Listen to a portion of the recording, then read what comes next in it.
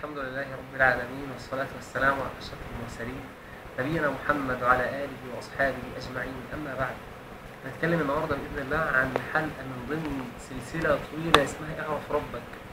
اعرف ربك بالرحيم، ده موضوع حلقتنا النهارده إن شاء الله. اعرف ربك بالرحيم، لما تعرف إن ربنا سبحانه وتعالى الكبير المتعال قيوم السماوات والأرض، تعرف إن هو اسمه الرحيم برغم ما في يده من قوة وما في يده من جبروت. ربنا سبحانه وتعالى اسمه الرحيم. رحمته لما تعرف إن هو الرحيم هتعرف إن رحمته وسعت كل شيء. رحمة ربنا سبحانه وتعالى وسعت الكافر والمنافق. رحمة ربنا سبحانه وتعالى وسعت العاصي والمسلم. رحمة ربنا سبحانه وتعالى وسعت كل إنسان، وسعت الحيوان. رحمة ربنا سبحانه وتعالى وسعته. أحبابي، النبي صلى الله عليه وسلم لما كان في وسط الكفار اللي أذوه، الكفار اللي آذوا النبي صلى الله عليه وسلم، قذفوه بالحجارة، فعلوا بالنبي صلى الله عليه وسلم كل الأفعال، ربنا سبحانه وتعالى بيكلم النبي ويقول له إيه؟ كل الذين كفروا إن ينتهوا يغفر لهم ما قد سلف. إن ينتهوا يغفر لهم ما قد سلف، يعني الصحابة، ربنا يعني الكفار، ربنا سبحانه وتعالى بعد اللي عملوه في النبي والحرب اللي حاربوا بها الإسلام، ربنا بيقول لهم إن ينتهوا يغفر لهم ما قد سلف. شوف رحمة ربنا وصلت لحد فين. رحمة ربنا وصلت إن راجل يقتل 99 نفس، فربنا سبحانه وتعالى ثم يتوب فيقبل الله توبته ثم يدخله الله الجنة. رحمة ربنا سبحانه وتعالى عظيمة وواسعة. النبي صلى الله عليه وسلم يأتي إليه رجل يجي للنبي صلى الله عليه وسلم ويقول له يا رسول الله، ويقول له يا محمد، أرأيت من فعل الذنوب كلها، عمل كل حاجة من الإبر للصاروخ، عمل كل الذنوب، الصغير قبل الكبير. فبيقول للنبي صلى الله عليه وسلم يا محمد، أرأيت من فعل الذنوب كلها وهو في ذلك لم يترك حاجة ولا داجة إلا أتى، يعني كل شيء عمله. فقال له النبي صلى الله عليه وسلم أيشهد أن لا إله إلا الله وأن محمد رسول الله؟ فقال رجل أما هذه فأشهد أن لا إله إلا الله وأن محمد رسول الله. فقال له النبي صلى الله عليه وسلم ما قالوش إذن يغفر الله لك ذنوبك، لا، النبي صلى الله عليه وسلم قال إذن يبدل الله سيئاتك كلهن إلى حسنات. شوف رحمة ربنا سبحانه وتعالى وصلت لحد فين. راجل عمل كل الذنوب ومع ذلك ربنا يبدل سيئاته كلها إلى حسنات. قال الرجل وغدراتي وفجراتي، الرجل مش مصدق أصلا إن النبي صلى الله عليه وسلم يقول له كده. فقال وغدراتي وفجراتي، قال وغدراتك وفجراتك.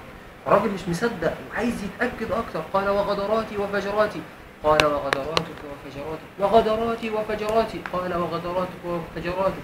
فالصحابي بيقول فانطلق الرجل يكبر ويقول الله أكبر حتى غاب عن أعيننا.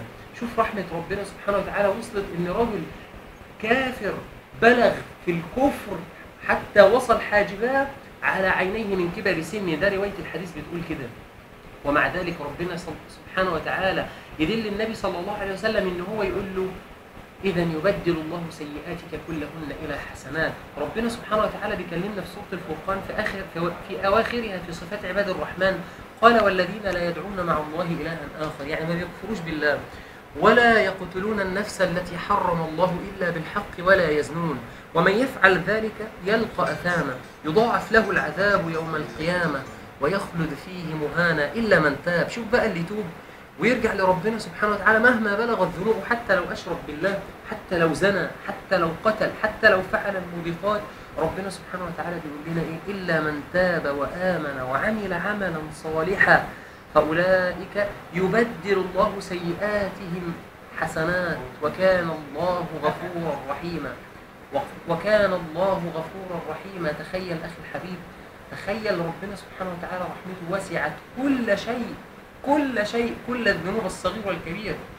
الإمام أحمد بن حنبل كان يدعو ربه ويقول اللهم يا من رحمته وسعت كل شيء وذنبي مهما عظم فهو شيء فاغفر لي وارحمني فأنت أرحم الراحمين.